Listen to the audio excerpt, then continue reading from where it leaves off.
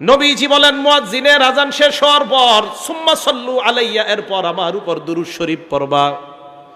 ফাইন্নাহু মান সাল্লা আলাইয়া ওয়াহিদা, আমার উপর একবার কেউ যদি দুরূদ পড়ে সাল্লাল্লাহু আলাইহি আশারা, ওই মুহূর্তে আল্লাহ তার উপর 10টা রহমত নাজিল করে দেয়।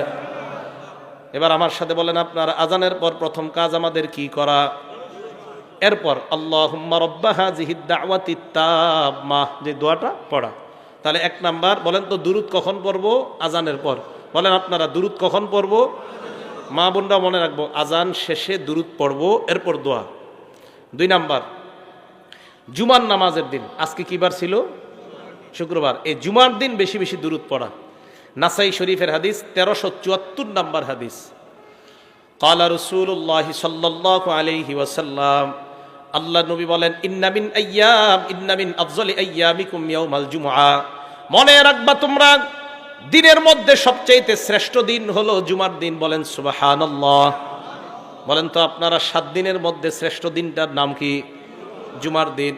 নবীজি বলেন, ফিহি খুলিকা আদম, এই দিনে আদম আলাইহিস সালাতু ওয়াস সালামকে সৃষ্টি করা হয়েছে। অফিহি কুবিজা, আদম নবীকে এই দিনে দুনিয়া থেকে উঠায় নেওয়া হয়েছে। এবার আপনাদের কাছে জানতে চাই, বলেন তো আদম নবীর সৃষ্টি কি বারে? আদম নবীর ইন্তেকাল কি বারে? অফিহি আন-নাফাখা, শুক্রবার দিন ইসরাফিল সিংহায় ফু দিবে।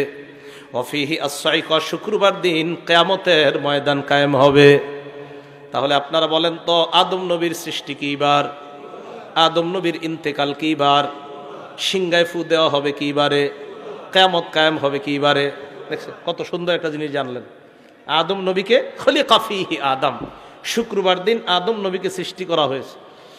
এরপরে অফিহি কুবিজা, শুক্রবার দিন আদম নবীর জানটা নেওয়া হয়েছে।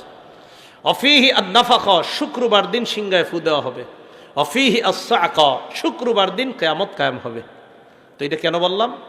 এবার নবীজি বলেন, শোনো তোমরা, এই শুক্রবার দিন তোমরা আমার উপর বেশি বেশি দুরূদ শরীফ পাঠ করবা। সাহাবাদেরকে আল্লাহ নবী বলেন, ফাইন্না সালাতাকুম মারুদাতুন আলাইয়া, আমার উম্মতের দল, তোমাদের দুরূদ আমার কাছে পেশ করা হয়।